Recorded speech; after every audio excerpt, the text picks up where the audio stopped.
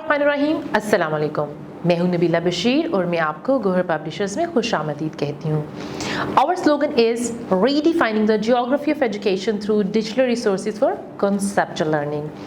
Dear teachers, इस video में हम गोहर स्किल अप सीरीज़ वक्फ़-ए-त्यामा क्लास 2 का यूनिट 9 करने वाले हैं, जिसका नाम है ज़राअत और मवेशी। तो चलिए शुरू करते हैं। हमेशा की तरह हम सबसे पहले बात करने वाले हैं इस यूनिट के हासिलाते ताल्लुम की।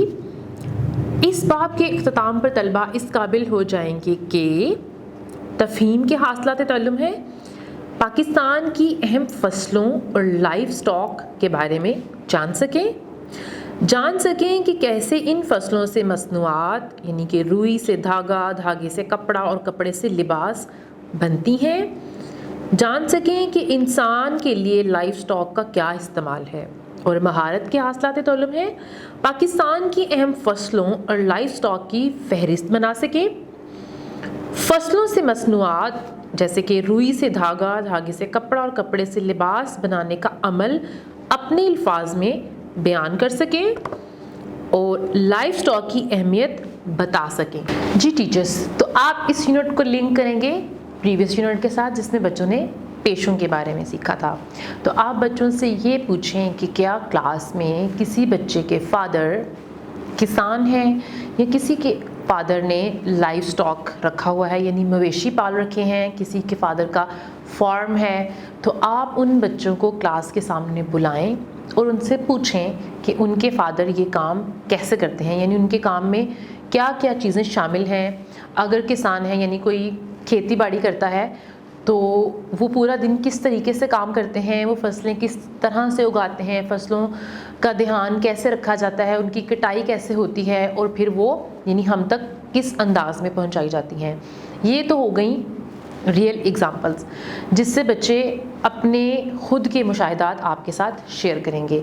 इसके अलावा आप बच्चों को ये बताएं कि वो एक ज़रई मुल्क में रहते हैं, यानी पाकिस्तान की जो ज़मीन है वो बहुत ज़रख़ेज़ है माशाल्लाह, और हमारे मुल्क में बहुत ज़्यादा हिस्सा ऐसा है जहाँ पे ज़रई ज़मीन है और वहाँ पे फसलें उगाई जाती हैं।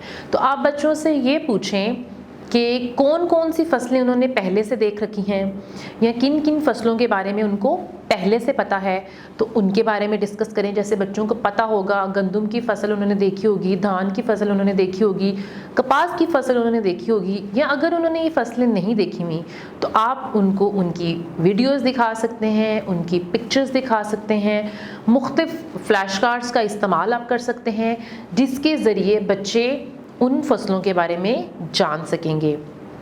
इसके बाद आप बच्चों को ये बताएं कि हमारे मुल्क में जो फसलें उगाई जाती हैं उसके ज़रिए यानी उन्हीं फसलों से आगे बहुत सारी चीज़ें बनती हैं, तो आप बच्चों को वो प्रोसेस भी समझाएं।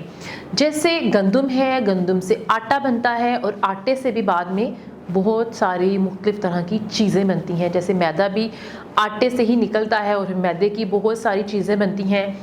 हमारी जितनी भी बेकरी आइटम्स हैं वो कैसे बनती हैं, उनमें मैदा इस्तेमाल होता है।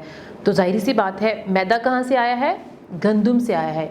तो इस तरीके से आप बच्चों को ये सारा प्रोसेस समझाएं ताकि उनको पता चले कि ज़राअत की अहमियत कितनी ज़्यादा है। इसके बाद आप बच्चों को मवेशियों की यानी लाइफ स्टॉक की अहमियत के बारे में बताएं।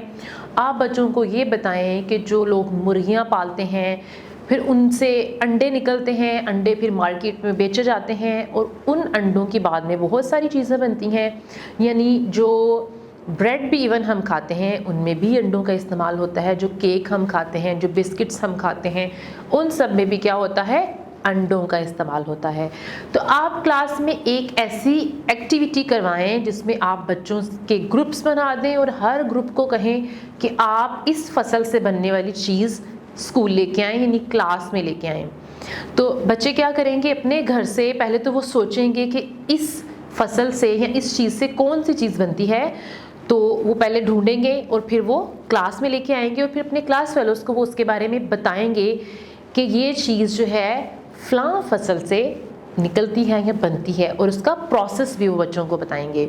तो इसी अंदाज में आप बच्चों का कोई कंपटीशन कर सकते हैं जिसमें बच्चे सबसे ज़्यादा अशिया के नाम बताएं जो किसी ख़ास فصل سے بن رہی ہوتی ہیں۔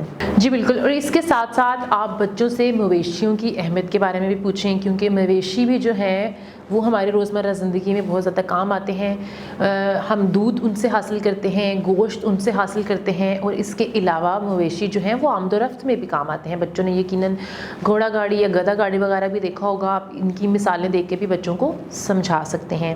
اس کے علاوہ آپ کے لیے گوہر پبلشرز کی ویب سائٹ یعنی www.goharpublishers.com پر بھی بہت ساری ریسورسز اویلیبل ہیں، آپ ان کا بھی استعمال کر سکتے ہیں۔ ویڈیو دیکھنے کا بہت شکریہ، اپنا بہت سا خیال رکھیے گا۔ اللہ حافظ۔